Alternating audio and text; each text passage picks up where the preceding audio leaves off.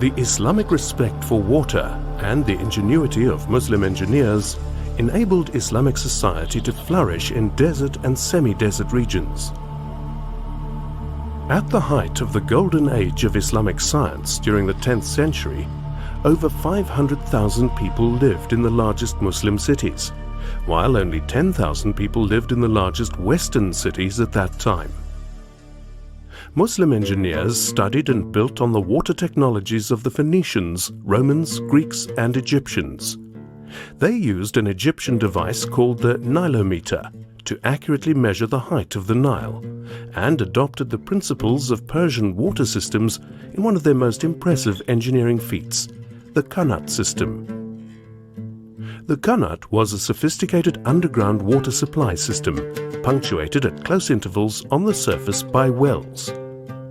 Its carefully calculated connections and inclinations ensured the effective flow and ongoing supply of water to entire cities. Keeping water underground also meant that evaporation was minimized in the harsh desert environment. Another water engineering device that Muslim engineers improved was the Noria wheel. This giant water wheel scooped up water from the river and poured it into a water supply system for agricultural and domestic use, as well as for fountains, drinking troughs, and public bathhouses. Norias also turned giant grinding machines and water pumps. Water was also essential to service the Islamic emphasis on cleanliness, health, and hygiene. Public baths, or hammams, played an important role in this regard. In larger cities, the hammams incorporated beautiful fountains, decorative pools, saunas, and steam baths. In regions where rainfall was minimal, it was essential to store water for use over long periods of time.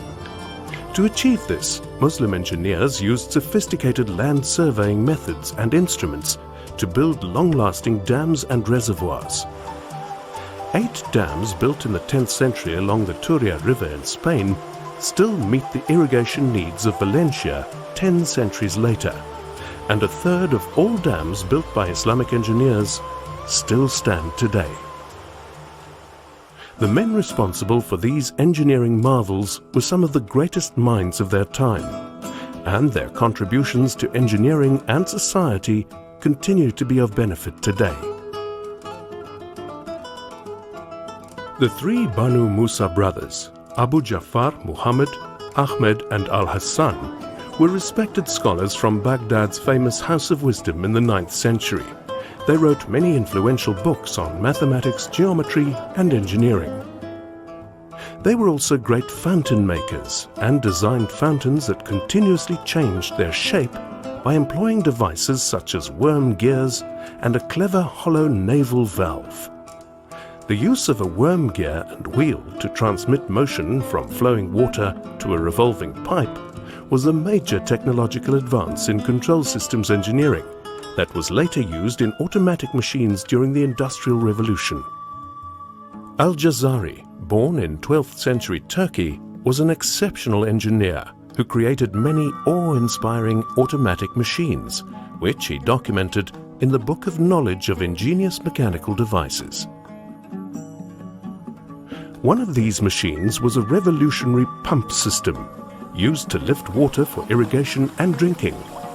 Al-Jazari's pump employed cogwheels, copper pistons, suction and delivery pipes, a crankshaft, and one-way clack valves, and was able to lift water to a height of 12 meters into a supply system. The pistons were driven by a water wheel, using cogs and a crankshaft to convert the circular motion of the wheel into the linear motion required to make the pistons function. The pistons sucked water up into an outlet pipe and pumped it out into the supply system. Another fascinating invention of Al-Jazari's was the wudu machine. Wudu is the ritual of washing oneself before prayer. Al-Jazari designed a mobile wudu machine that could be brought before guests. It looked like a peacock on a tray and would give off 8 short spurts of water to allow guests to wash themselves. Taqi al-Din, born in 16th century Turkey, was a great polymath and was hailed by his contemporaries in the Ottoman Empire as one of the greatest scientists of all time. He wrote many books and invented a revolutionary 6-cylinder water pump called a monoblock pump. The 6-cylinder pump had a camshaft attached to a water wheel. The rotating wheel drove the camshaft, which in turn pushed a set of connecting rods. These connecting rods pivoted at their center, and the downward movement at the one end lifted up a piston with a lead weight on the other end. After the camshaft had completed its cycle, the piston was forced down again by its lead weight.